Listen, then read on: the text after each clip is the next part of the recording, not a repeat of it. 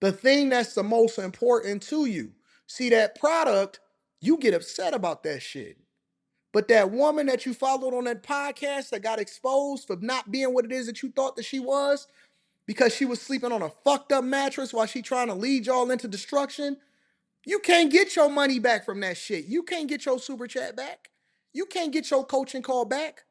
I refund people that I don't even think is serious about what it is that we trying to do. Listen, I take this so serious. I won't even coach people that's not serious about what we trying to do. That's dedicated to character. That's dedicated to growth.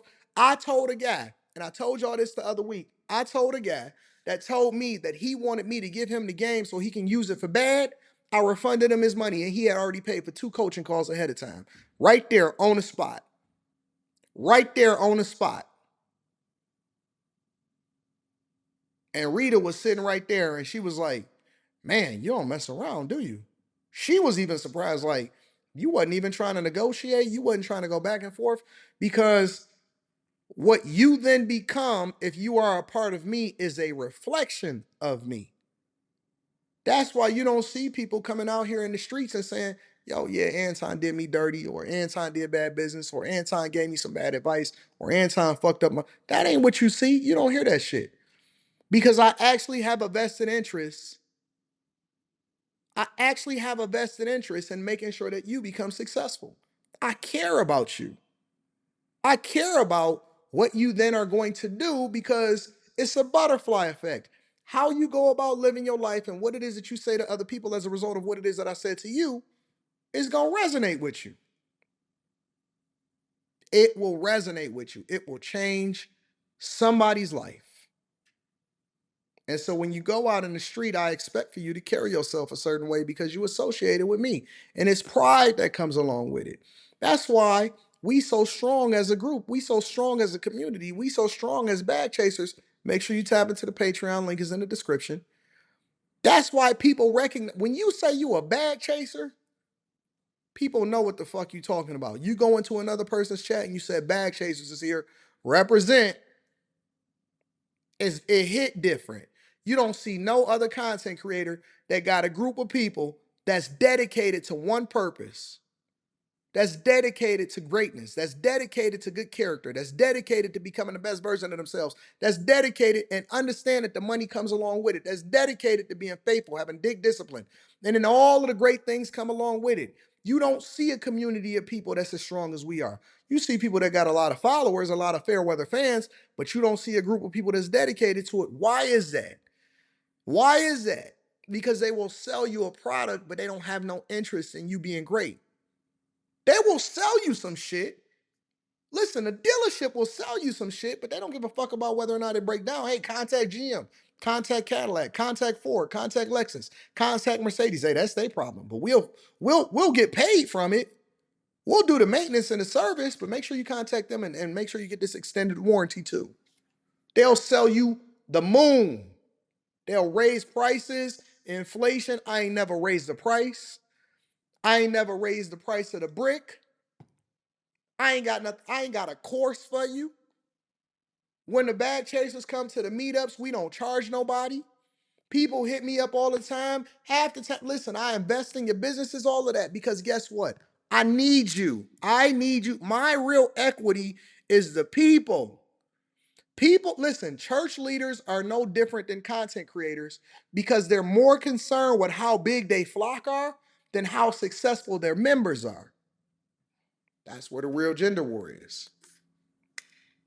They will rather have a 10,000 women in the audience than 500 families.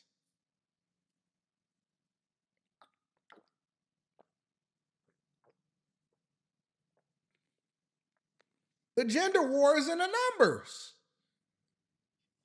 What good is it to have you there if you don't get nothing out of it? They would rather have 10,000 women in the congregation. They will throw on 100 women's conferences.